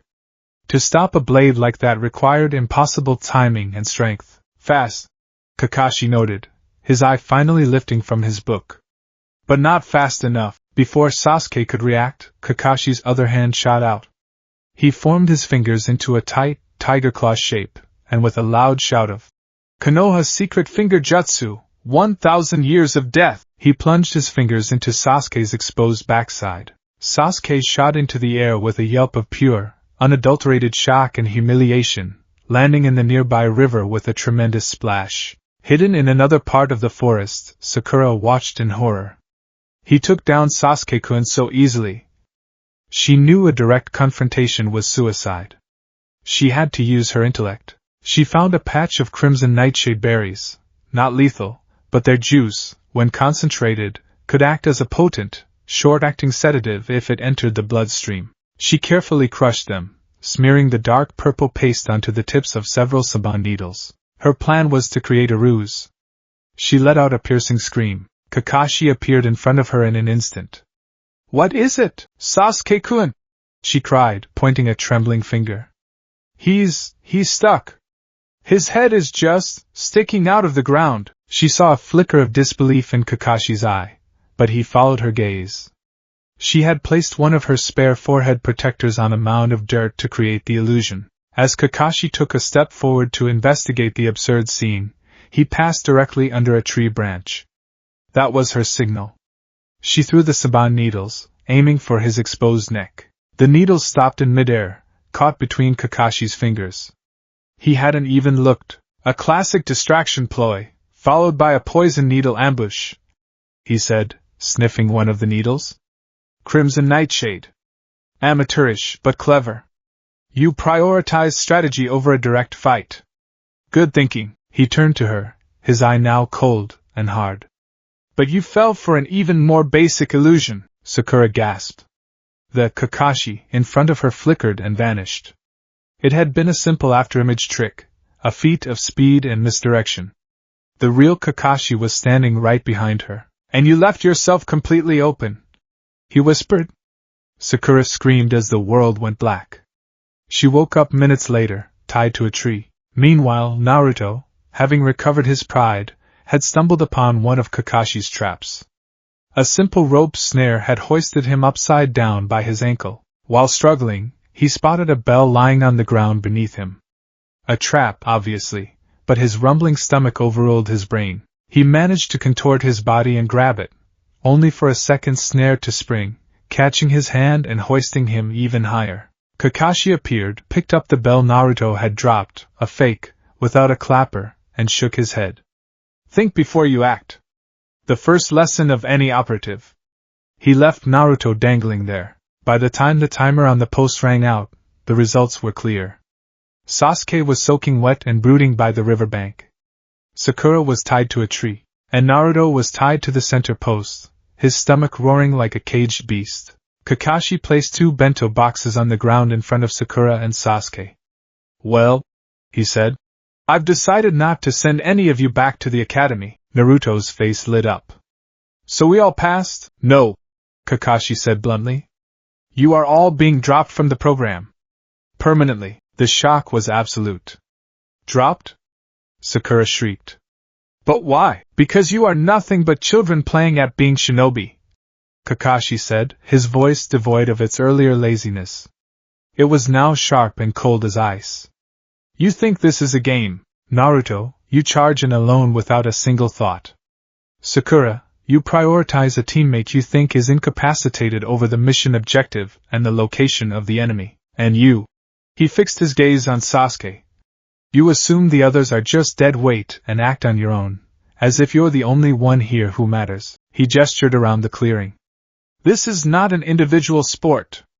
In the field, a single operative is a liability. A team is a weapon. You were given a task to complete as a unit, but you each saw the other 2 as adversaries, obstacles to your own success. You never once thought to work together." He pointed at the stone monument he had been looking at earlier. "That is the memorial stone. The names of my closest comrades, Konoha's greatest heroes, are carved on that stone." He walked over to Naruto and crouched down, his voice lowering. "I'm going to give you one more chance. After lunch, you can try again. But," he held up a finger, "there will be no lunch for Naruto. It's his punishment for trying to eat before the exercise was over. If anyone tries to feed him, that person will be immediately disqualified. I am the law here. Understood? With that, he vanished again, leaving the three of them in a tense, miserable silence. The sound of Naruto's stomach growling was painfully loud. Sasuke and Sakura began to eat, the smell of rice and grilled fish torturing Naruto. He swallowed hard, trying to ignore it. Sasuke took a bite of his rice ball, his eyes closed. He was seething. Not just at the failure, but at Kakashi's words. Teamwork. It was a bitter pill to swallow. His entire life had been a solitary pursuit of strength and truth. He had never learned to rely on anyone. His clan, his family, the ones he should have been able to rely on, were all dead.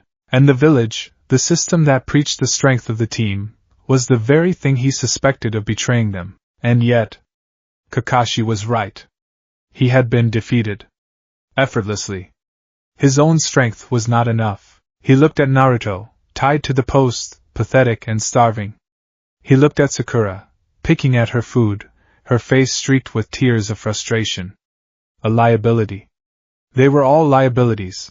But a team was a weapon. With a sigh of deep annoyance, Sasuke held out his bento box. Here, Naruto stared. Ha! Sakura gasped.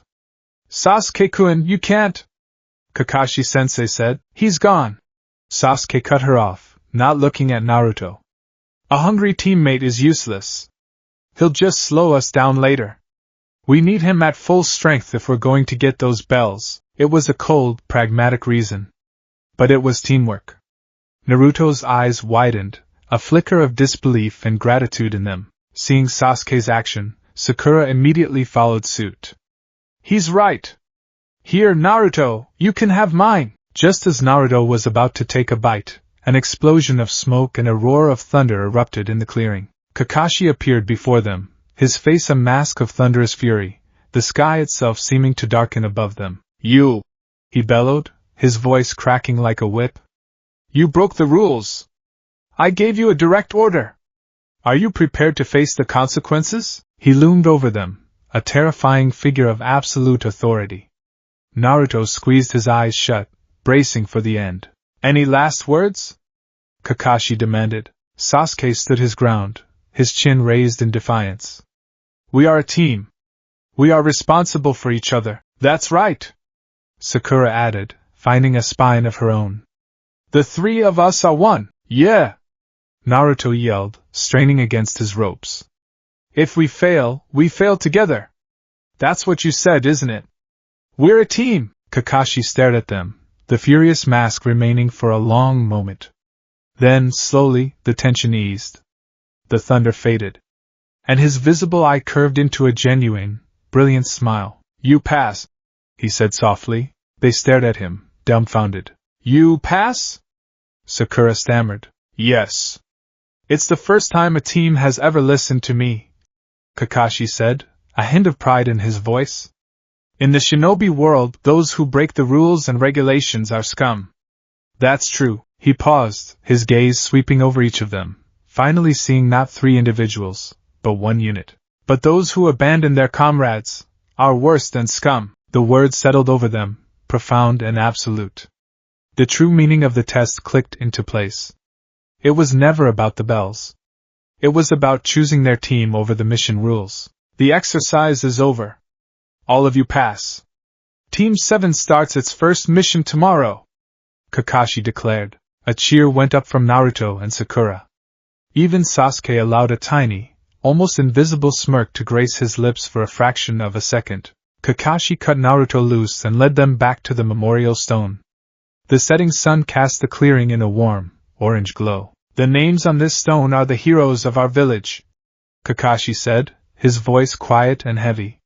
He traced a name on the stone with his finger. They were all masters of their craft.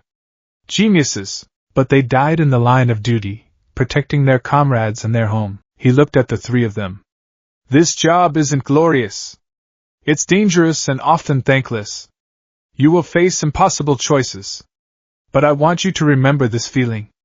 This choice you made today, never abandon your team. That is the first and most important rule of Team 7. Naruto, Sakura, and Sasuke stood before the stone, the weight of his words settling upon them. They were no longer just 3 kids thrown together. They were a team.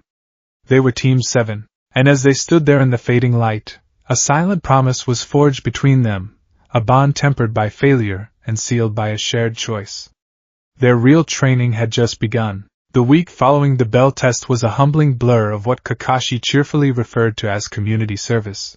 Team 7's first official missions were not the high-stakes espionage fantasies Naruto had dreamed of. They were D-rank tasks, the bottom-rung chores necessary for the village's day-to-day function, pulling weeds from the formidable Madame Shijimi's garden, chasing down a runaway cat belonging to the Fire Lord's wife, and, the ultimate indignity, clearing garbage from the river that flowed through the village. Each mission was a lesson in disguise. Weeding taught them patience and attention to detail. Catching the demonic feline, Tora, was an exercise in tracking and cooperative cornering. Clearing the river, as disgusting as it was, taught them about logistics and teamwork under unpleasant conditions. Naruto complained loudly through all of it. Sasuke endured it with a simmering, stoic resentment, his hands clearly itching for the feel of his sword hilt rather than a trash grabber. Sakura, ever the pragmatist, simply did the work efficiently, though she sighed dramatically whenever Naruto splashed her with muddy water. "I'm a shinobi, not a gardener," Naruto wailed, holding up a particularly stubborn dandelion root as if it were a mortal enemy. "I want a real mission. Something with danger. And action. And not so much dirt." He stood before the third Hokage, Hiruzen Sarutobi, in the mission assignment office, his arms crossed defiantly. The old Hokage, his face a road map of weathered lines, looked at Naruto over a mountain of paperwork, a plume of smoke curling up from his pipe. "Naruto, you are a fresh genin," Hiruzen said, his voice a gravelly rumble. "These missions build character. They build teamwork. They teach you that being a shinobi is not just about glorious battles, it is about service to the village in all its forms." "But Gramps," Naruto whined. Irika, who was helping coordinate assignments, put a hand on Naruto's shoulder. "Show some respect, Naruto. The Hokage is right." "Fine," Naruto sulked. "Give us another one. But if it involves cats or weeds, I'm gonna lose it." Hiruzen chuckled, a dry, rattling sound.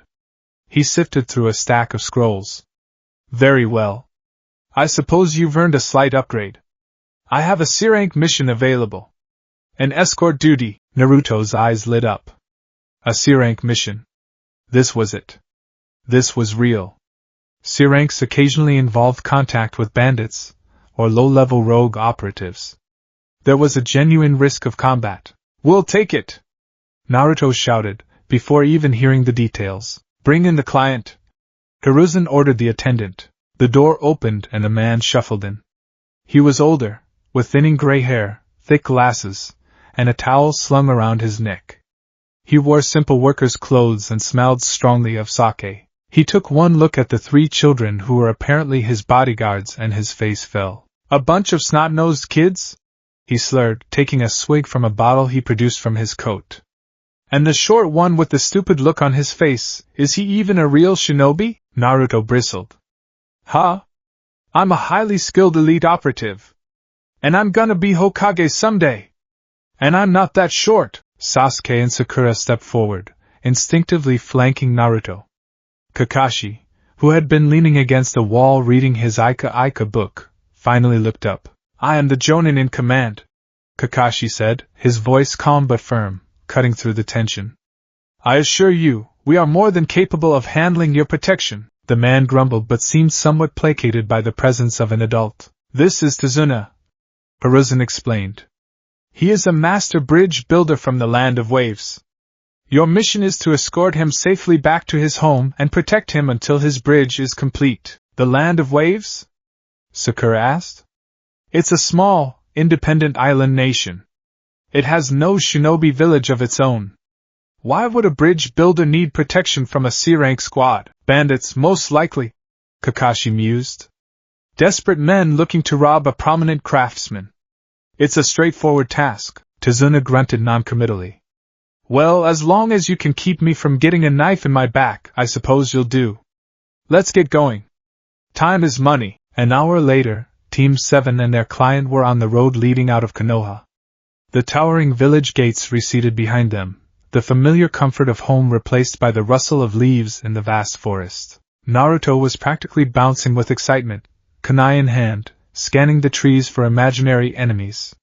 Sakura was walking beside Sasuke, trying to make conversation. Sasuke was ignoring her, his hand resting on the hilt of his sword, his keen eyes methodically sweeping their surroundings. Kakashi walked beside Tazuna, his lazy posture belying a sharp, constant vigilance. "So, Tazuna-san," Kakashi said, his voice casual. "You seem to be a very important man. This bridge you're building must be quite the project to warrant an escort from Konoha. It's the first bridge to connect the land of waves to the mainland," Tazuna said gruffly. "It'll bring trade, prosperity, hope. Our island has been suffering for a long time." "Suffering how?" Sakura chimed in, her curiosity piqued. Tazuna hesitated, taking another long pull from his bottle. A shipping magnate. Gato. He controls all the sea lanes. He's bled our island dry with his monopolies and high tariffs. This bridge will break his stranglehold. He's not happy about it." Kakashi's visible eye narrowed slightly. A powerful, ruthless businessman. This was starting to sound more complicated than simple bandits. A man like that wouldn't hire common thugs. He'd hire professionals. They walked on for another hour in relative silence. The sun was warm, the road was clear, and the mission seemed deceptively peaceful. Naruto was starting to get bored again. "Hey, Tazuna-san! Are there shinobi in the land of waves?" he asked loudly. "I told you no. We're a peaceful nation of fishermen and farmers," Tazuna grumbled. "Then there's nothing to worry about. Because we're here. And I'm a guy who's gonna be Hokage. Nothing's gonna happen," Naruto declared. It was at that exact moment that Sasuke, his eyes sharp, noticed something Naruto had missed. A puddle. It was small, innocuous, but it hadn't rained in days. The ground all around it was bone dry. His hand tightened on his sword. As they walked past it, two figures erupted from the water in a violent splash. They were large, muscular men wearing the flak jackets and masked headgear of Kirigakure, the village hidden in the mist. A heavy, spiked chain connected their gauntlets. In a flash, the chain whipped out, wrapping around Kakashi. "Sensei!" Naruto and Sakura screamed. With a sickening shred, the chain tightened, and Kakashi was torn into pieces. Naruto froze, his mind unable to process what he had just seen.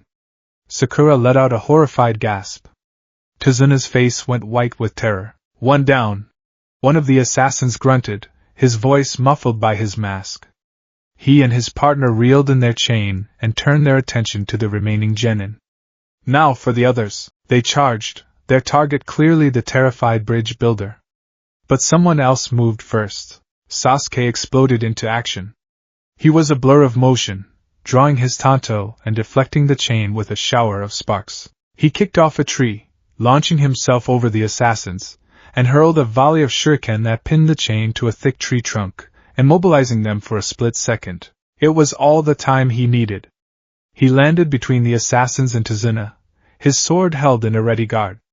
"Naruto, Sakura, protect the client!" he commanded, his voice sharp and steady, cutting through their fear. His command broke their paralysis. Sakura, her medical training kicking in, pulled Tazuna behind her, her hand already reaching for a pouch of sedative powders. Naruto, however, was still staring in horror at the spot where Kakashi had been. His sensei was dead, torn to pieces right in front of him. The fear was a cold, paralyzing weight in his chest. "Naruto, snap out of it!" Sasuke yelled, as the two assassins, known as the Demon Brothers, freed their chain. One of them, Gozu, lunged at Sasuke, while the other, Meizu, swung the chain in a wide arc towards Tazuna. Sakura pushed Tazuna to the ground, shielding him with her own body. The spiked ball at the end of the chain whistled over her head. But Meizu wasn't their target. He was after the frozen Naruto. "You're first, kid!" Meizu snarled, redirecting his attack. Naruto saw the spiked metal ball hurtling towards his face. He was going to die. He couldn't move. His body wouldn't respond. Suddenly, A hand clamped down on the chain, stopping it inches from Naruto's face. Nice try. It was Kakashi. He stood there, completely unharmed, holding the deadly chain as if it were a child's toy. The body that had been torn apart was now just a pile of splintered wood, a substitution dummy, a classic shinobi decoy technique. Kakashi-sensei! Sakura cried out in relief. Naruto stared, his mouth ageki. Sorry I didn't step in sooner, Naruto, Kakashi said, not looking at him. I needed to see who their target was. And what they were after. He tightened his grip, and with a powerful heave, he yanked both of the demon brothers off their feet, slamming them into each other. He then appeared between them in a flicker, a foot on each of their heads, pinning them to the ground. Chunin from the hidden mist, Kakashi observed, noting their headbands. Your orders were to kill the bridge builder, I assume. Not a simple bandit job, is it, Tazuna? Tazuna was sweating profusely, unable to meet Kakashi's piercing gaze. Sasuke, for his part, was watching with a mixture of awe and frustration. Kakashi had handled the threat with humiliating ease. But he had also seen something crucial. While Sasuke had moved to protect the client and engage the enemy, Naruto had frozen solid. The loud-mouthed idiot had been completely useless. Kakashi turned his gaze to Naruto, who was still trembling, his face pale. On his hand was a deep gash from where he had reflexively tried to block the attack, not with a kunai, but with his bare flesh. Naruto, Kakashi said, his voice now cold. The poison on their claws, it's a slow-acting neurotoxin. You need an antidote. He looked pointedly at the wound. We need to turn back. We can get the poison treated in Konoha. He paused, letting his words hang in the air. This was a test. Naruto looked at his hand. He looked at Tazuna's terrified face. He looked at Sasuke, whose expression was one of pure, undisguised contempt. He remembered the feeling of paralysis, the abject terror. He had failed. In their first real fight he had frozen. He was a coward. A fire ignited in his gut, a fierce, self-loathing anger. He wouldn't run. He wouldn't be the weak link. With a yell of frustration, he drew a kunai and, without a second's hesitation, plunged it into the wound on his hand. He screamed, a raw sound of pain and determination. What are you doing, you idiot? Sakura shrieked. I'm not running away. Naruto gasped, his face contorted. I'm not going to be a burden. I made a promise on this pain. I'm going to protect that old man with this kunai. The mission continues. He glared at Kakashi, his blue eyes blazing with a defiant fire. It was a stupid, reckless, and utterly insane gesture, and Kakashi's visible eye curved into a smile. A dramatic, but effective way to bleed out the poison, he said calmly. And a nice speech. Sakura, see to his wound. Sakura, flustered, rushed over with her medkit, expertly cleaning and bandaging Naruto's hand, all the while muttering about idiotic show-offs. Kakashi turned back to Tazuna, his lazy demeanor gone, replaced by the chilling seriousness of an elite operative. We need to talk. This mission is clearly above a C rank. You lied to us. The men you're up against aren't bandits. They're professional shinobi. That means Gato has hired at least one Jonin-level operative to take you out. Our mission was to protect you from thugs, not engage in combat with elite ninja from another village. This is a B rank mission, maybe even A rank. We are not equipped for this, and by rights, we should return to the village. Tazuna finally broke. He sat down heavily on the road, his head in his hands. You're right, he admitted, his voice cracking. I lied. My village, we have no money. We spent everything we had on the materials for this bridge. We could only afford a C-rank mission fee. If I told the truth, you would have refused, and that bridge is our only hope. If you leave now, I'll be dead before I even reach the shore. Gato will have me killed. He looked up, tears streaming down his weathered face. But it's not just about me. My grandson, my daughter, everyone in my village is counting on me. They live in poverty and fear every day. Please, I'm begging you. Don't abandon us. The three genin looked at each other. They had an out. They could go back, and no one would blame them. But then they looked at Naruto, clutching his bandaged hand, his face set with fierce determination. He had made his choice. "We're continuing the mission," Kakashi said with a sigh, as if he knew this would be the outcome all along. It was, after all, the first rule of Team 7. The rest of the journey to the coast was tense. They took a small, rickety boat across the channel toward the land of waves, the engine sputtering a low, constant rhythm. A thick, unnatural mist began to roll in, blanketing the water and reducing visibility to near zero. The air grew heavy and cold. "This fog, it's not normal," the boatman whispered, his knuckles white as he gripped the tiller. Kakashi was on high alert, his hand resting near the hilt of a kunai. Sasuke stood at the prow, his eyes narrowed, trying to pierce the oppressive gloom. As they passed under the shadow of the colossal, half-finished bridge, a figure materialized out of the fog, standing silently on the water's surface as if it were solid ground. He was tall and lean, with no eyebrows and his face wrapped in bandages up to his eyes. He wore the standard Kirigakure flak jacket and carried a ridiculously oversized sword on his back, a weapon with a single hole in its upper half and a semicircular cutout on the end, the Kubikiri Bocho, the executioner's blade. "Zabuza Momochi," Kakashi said, his voice grim.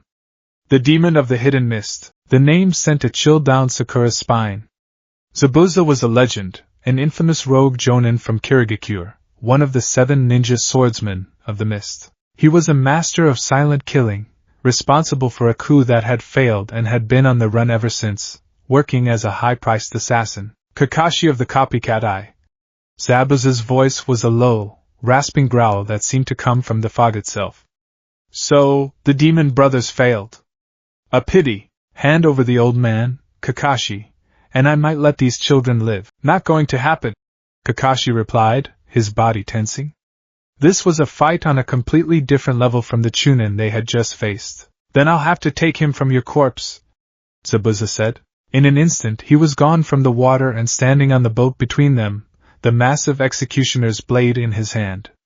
The sheer speed was terrifying. He swung the blade, a massive arc of steel meant to cleave the entire team in two. "Get down!" Kakashi yelled. They all dropped to the deck. The blade whistled over their heads, embedding itself in the boat's railing. Before Zabuza could retrieve it, Kakashi was on him, driving a kunai at his neck. Zabuza parried with a gauntlet fist, the impact ringing like a bell. "Kids, new plan!" Kakashi called out as he exchanged a lightning-fast series of blows with the Mist Ninja. "Manji formation! Protect Tazuna! Do not engage! This is out of your league!" Sasuke, Sakura, and Naruto scrambled to form a protective triangle around the terrified bridge builder, their kunai drawn. They were no longer participants in this fight. They were spectators to a battle of monsters. The air grew thick with killing intent, a palpable pressure that made it hard to breathe.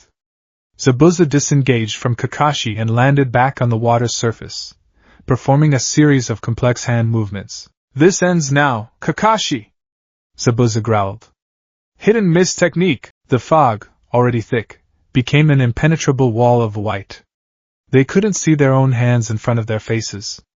The only sounds were the lapping of water and Tazuna's ragged breathing. 8 points. Zabuza's disembodied voice echoed around them. Larynx, spine, lungs, liver, jugular, subclavian artery, kidneys, heart. Which vital point would you like to be the first to go? The genin huddled closer, their backs pressed together, kunai held out into the white nothingness. This was Zabuza's signature style, the silent killing. He was a master of striking from the fog, his movements completely soundless. He could be anywhere. Suddenly, Sasuke began to tremble, his breathing growing ragged. He raised his kunai, his hand shaking, on the verge of turning it on himself. "Sasuke-kun!" Sakura cried out in alarm. "Calm down, Sasuke!" Kakashi's voice cut through the fog, sharp and commanding. "I will not let my comrades die. I promise you." Kakashi's words broke the spell of Zabuza's killing intent. At the same time, Kakashi did something unexpected. He reached up and slowly, deliberately, pulled up his tilted forehead protector. Beneath it was not a normal eye. It was a gleaming, crimson-red prosthetic, intricately crafted from metal and glass. Within the iris, 3 black tomos spun slowly, like the gears of a complex watch. It was a marvel of advanced optical engineering, a custom-built implant rumored to be the pinnacle of Konoha's clandestine sciences. The copycat eye. Zabuza breathed, a hint of awe in his voice. So the rumors are true. This was the source of Kakashi's legend. Not a stolen bloodline, but a piece of technology so advanced it bordered on magic. It gave him enhanced perception, the ability to track high-speed movements with impossible clarity, and a predictive analysis function that could break down an opponent's fighting style and muscle movements, allowing him to mimic, or copy, their techniques after seeing them only once. With the eye revealed, the fog seemed to thin slightly in Kakashi's vision. He could now perceive the subtle shifts in water vapor, the faint heat signature of Zabuza's body moving through the mist. Zabuza appeared behind Kakashi, his blade swinging. Kakashi ducked under it, a perfect mirror of a dodge Zabuza himself had used just moments before. Zabuza attacked with a series of precise slashes. Kakashi parried and countered with the exact same sequence. "You can see me, but can you keep up?" Zabuza snarled, disengaging again. He began another series of hand signals. Kakashi's prosthetic eye whirred softly as it recorded and analyzed the movements. "Water style! Water dragon technique!" Zabuza yelled. A massive dragon made of swirling water rose from the river, its eyes glowing with malice. But before Zabuza's dragon could even attack, an identical one rose up behind Kakashi. "What?" Zabuza gasped in disbelief. "Water style! Water dragon technique!" Kakashi's voice echoed his. The two colossal water dragons clashed in a deafening explosion of spray and force, rocking the small boat violently. He copied the technique instantly," Zabuza stammered, his composure finally breaking. "How? It ends now," Kakashi said, appearing behind Zabuza in a flicker of movement. He held a kunai to the demon's throat. "You're finished." Zabuza stood frozen, defeated. The invincible demon of the mist, outmaneuvered and outclassed. The genin stared, their minds reeling from the display of power. But just as Kakashi was about to deliver the final blow, two Simban needles shot out of the mist with pinpoint accuracy, striking Zabuza in the neck. Zabuza's eyes went wide. He coughed once, a trickle of blood at the corner of his mouth, and then collapsed, falling to the water with a heavy splash. A new figure appeared on a nearby tree branch. They were slender, of ambiguous gender, and wore the mask of a Kirigakure trackerine. Their voice was light and melodic. "You were right. He was finished," the masked figure said. "Thank you for your assistance. I have been hunting Zabuza for some time. It is my duty to deal with the body immediately, as it contains many of our village's secrets." The trackerine leaped down, landed next to Zabuza's floating body, and hoisted it over their shoulder with surprising ease. Kakashi watched, his copycat eye still analyzing. He checked Zabuza's pulse point from a distance. "Nothing. He's dead," he confirmed, though a sliver of doubt remained. The trackerine bowed. "My thanks again." In another swirl of leaves, they were gone, taking Zabuza's body with them. The oppressive fog began to dissipate, revealing the clear sky above.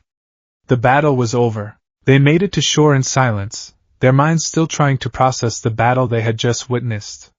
Naruto was humbled. Sakura was terrified. Sasuke was consumed by a cold, burning fury at his own weakness.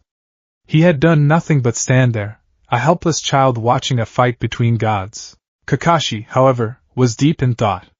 As he helped Tazuna onto the docks, he suddenly collapsed. "Sensei!" Naruto and Sakura rushed to his side. He was conscious, but his breathing was labored. "My eye!" he gasped. "The energy cost, using its predictive functions at that level, takes a massive toll." The copycat eye was not a limitless weapon.